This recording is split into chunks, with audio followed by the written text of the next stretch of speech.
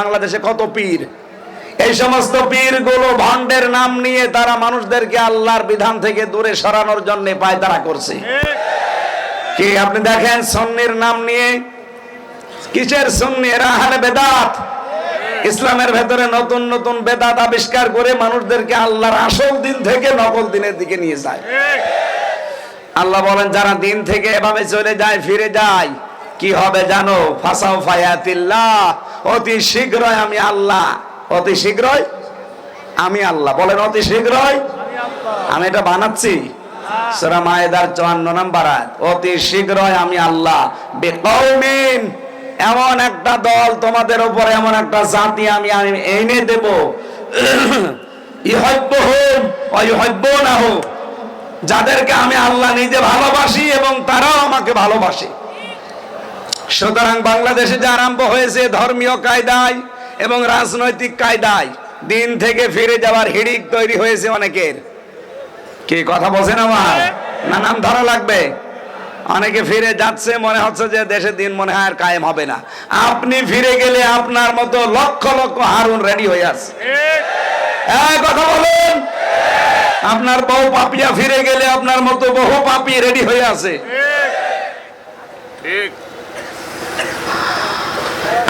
আমি হামজা যদি আল্লাহকে না ডাকি, আমার মতো আল্লাহর বান্দা হামজা এ পৃথিবীতে কোটি কোটি আছে, আল্লাহর কোনো সমস্যা নেই। কথা বলে না কেন? এই জন্য মাঝে মাঝে দোয়া করার সময় আপনি কেঁদে ফেলবেন আর বলবেন, রব্বুল আলামিন, আমার মতো হামজা তোমার কোটি কোটি আছে, কিন্তু তোমার মতো মালিক আমার একজনও নেই। আমি সুসংবাদ জানাচ্ছি, এদের পরবর্তী শব্দগুলোর দিকে তাকিয়ে আজ যারা ধর্মীয় কায়দায়, জেনারেল কায়দায়, রাজনৈতিক কায়দায় আল্লাহর দিন থেকে মুখ ফিরিয়ে নিয়ে চলে যাচ্ছেন, মনে করছেন দেশে ইসলাম এবং ইসলামপন্থী মানুষদেরকে দুর্বল করে রাখবেন, আল্লাহর কসম পারবেন না। আল্লাহ বলেন আমি অতি শীঘ্র এমন একটা দল তৈরি করে দেব তাদের উপরে, যেই মানুষগুলো আমাকে ভালোবাসবে, আমি আল্লাহ তাদেরকে ভালোবাসবো। সেই দলে আল্লাহ আমাদেরকে যেন শামিল করেন, বলেন আমিন। সেই দলের কিছু নিয়ম নীতি আছে, এদিকে তাকান। সেই দলের কিছু বৈশিষ্ট্য আল্লাহ বলেন, আযিল্লাতিন আলাল মুমিনিন আইজ্জাতিন আলাল কাফিরিন।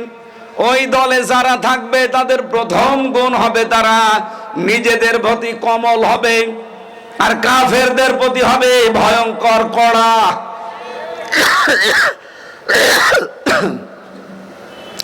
বাংলাদেশে প্রায় 72টার উপরে এখন দল আছে।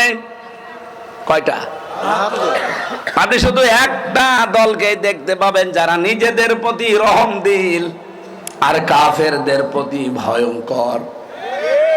এখনো যদি না বোঝার ভান করে থাকেন, এদিকে আসেন, আসেন। আপনি কি কোরআনের আয়াতের সাথে বাংলাদেশ মিলান? আজ কারা এই দেশে নিজেদের ভেতরে রহম দিল? কোথায় বাড়ি চট্টগ্রাম, কোথায় বাড়ি ঢাকা, কিন্তু দিনের কারণে একে অন্যের সাথে, নিজের আপন ভাইয়ের সাথে সম্পর্ক বেশি, কিন্তু নিজের আপন ভাই দিন থেকে ফিরে গেছে, ওকে জানের শত্রু মনে করে। কারণ আইজ্জাতিনা আলাল কাফিরিন, কাফেরদের প্রতি তারা কড়া, কঠিন। আমার তো মনে হয় এটা বাংলাদেশে অনেকের সাথে মিলে যাচ্ছে। আল্লাহ যেন ওই দলের ভেতরে আমাদেরকে শামিল করেন। আমিন। ইউজাহিদুনা ফি সাবিলিল্লাহ, তারা জিহাদ করবে, আল্লাহর জন্য সংগ্রাম চালাবে। ইয়াখাফুনা লাওমাতা লাইম, কিন্তু কোন তিরস্কারকারীর তিরস্কার তারা ধার ধারবে না। আজ বাংলাদেশে যারা একামতে দিনের দায়িত্ব পালন করে, আপনি তাকান তাদের দিকে,